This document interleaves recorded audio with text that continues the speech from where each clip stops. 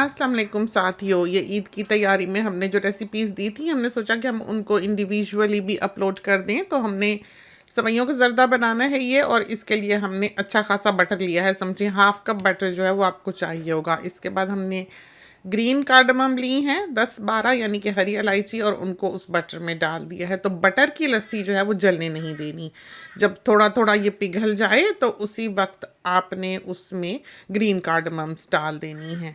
इसके बाद हमने ये नटमेग लिया है, जायफल, और इसकी हमने एक पिंच डालनी है, यानी कि 1/8 ऑफ द टी स्पून पिसा हुआ।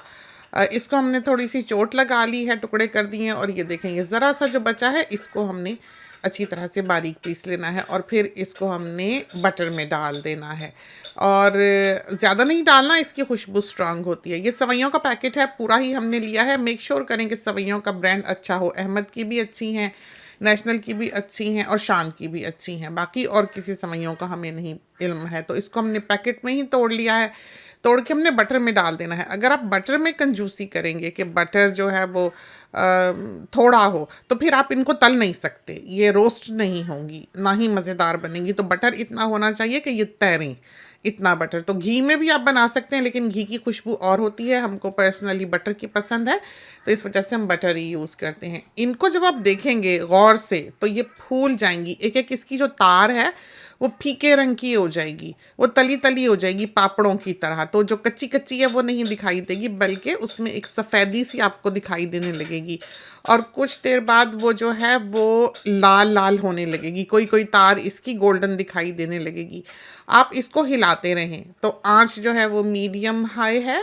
इनकी खुशबू आने लगेगी, उस वक्त आपको अंदाज़ा हो जाएगा कि ये तली गई हैं। तो हमने इन सेवइयों का शीर खुरमा भी बनाना है। तो हमने क्या किया कि आधी हमने शीर खुरमे के लिए निकाल ली है, और आधी हमने इस पॉट में रहने दी हैं। इसमें हमने हाफ कप जो है वो शुगर का डाला है। रॉ शुगर हम आमतौर पर घर में इस्तेमाल करते हैं, उसी का इस्तेमाल किया है। और फिर हमने 1 कप इसमें पानी डाल देना है। तो पानी जो है वो ये सेवइयाँ बहुत जल्दी चूस लेंगी। तो अगर आपने पूरा पैकेट यूज़ करना है तो आप 1 कप शुगर डाल लें। हमने क्योंकि आधा पैकेट यूज़ किया है तो हमने आधा कप डाला है। फिर 1 कप पानी डाल के इसको हमने पकते रहने देना है मीडियम आंच पे। ज़रा सा हमने कवर किया ताकि एकदम से पानी जब एवेपोरेट ही ना हो जाए। देखते रहें, जब बिल्कुल पानी आपको लगे कि ख़त्म सा होने लगा है तो उसमें आप कोकोनट डाल दें। हमारे पास तो ये फ्रोज़न है, लेकिन वो जो स्लाइसिस से होते हैं शेविंग्स सी कोकोनट की, वो इसमें बहुत अच्छी लगती हैं। पिसा हुआ ना डालें। अगर आप क्रश्ड कोकोनट डालेंगे उसका जायका बिल्कुल और हो जाता है, उस डिश का जायका ही बिल्कुल और हो जाता है। तो देख लें, जब आपको लगे कि पानी बिल्कुल खुश्क हो गया है, बिल्कुल ये ठहर सी गई हैं, तो उस वक्त आपने इसका लिड जो है वो पूरी तरह से बंद कर देना है।